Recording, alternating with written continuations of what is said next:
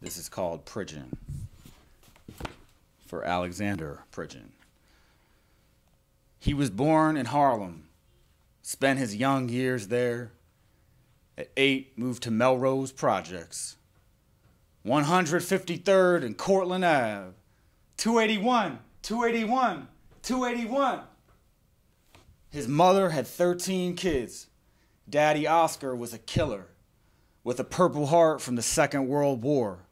Left the family some point or another. His mother went down Orchard Street, the Lower East Side, knew Yiddish, and for that, the Jews loved her. He went to Clinton High, most dangerous in the city, they said. Put his glasses in back pocket, looked cool for a school crush, and there his glasses got crushed. Alex, you're not stupid, you just can't see. He married soon after high school, didn't go to college, had a kid with her, selling life insurance. The parties got into using. And many women and 8 kids later, he was a dealer and an addict, always walking a tightrope, but people just trusted him with the money. Around then, Mom got killed in Jersey. She was driving, hit a T-bone. He made a speech at her funeral that just came to him then and there. It made the house cry. They asked him if it was written, praised his oratory. Years later, he'd recall it in a cafe with the utmost dignity and pride. And it was one of those moments you think all these little lives are something beautiful. Week after Mama's smash, Pop was shot in the head, dead. Garbage can about to slam on a guy's head before, BAM! Pulls pistol, dead. Alex Pridgen, Splibby Al the housewife pal, or Dr. Death when you brought crack to Melrose Projects. Said he'd done $250,000 worth of cocaine and it caught up to him. In '86, slam dunking, was on top of her, became a statue. For a moment, then collapsed. The stroke left one side frozen stuck forever, and his home became a wheelchair, nursing homes, bodega corners. A blowjob gave him AIDS. Now he's back on the Lower East Side.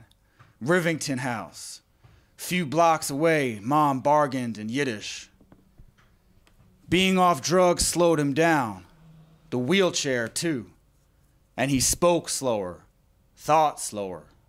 But boy, telling stories, he'd speed up. For those who knew him later, it was hard to judge his past. If he was a deadbeat father, his attempted murder. His family didn't really keep up. Maybe they were fed up. He made a new family of relics and strangers on the corner. Some neighborhood kid named Fury. The pigeons he'd feed and named Larry, Mo, Charles, and Carl. Dumpy and Rhonda. I could get along with a lamppost. He graced every passerby compliments they didn't deserve. Children to listen to their parents. She's the boss, huh? Listen to your mother. Grin wide as a great gorge, leaned in on wheelchair, head cocked like a chicken sensing feed.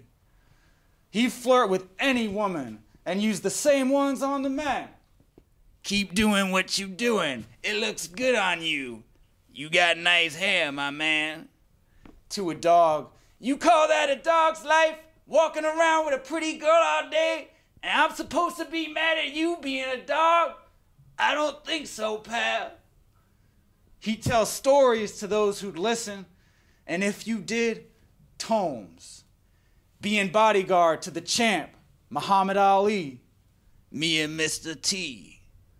James Brown backstage with hordes of women. Malcolm truthing on street corners. At summer cookouts at Melrose Projects, his old friends were happy to see him. Splibby Al the housewife pal, who didn't quite go off the deep end. All those gangsters he spoke of weren't at that cookout. they were dead, locked up, or out of state. Pistol Pete, Country Dave, Billy Mapp, organized crime because he was so organized. Superfly, Queen Bee, Raymond Hamilton. As for him, I'm Alexander the Greatest because I outlived Alexander the Great. We come into this world a humble, begging, pleading creature. And you can't control nothing. You can't control your muscles, can't control your hands, and you're so uncontrol of everything, you beat yourself up. You ever see a baby beat the hell out of theyself with their own hands?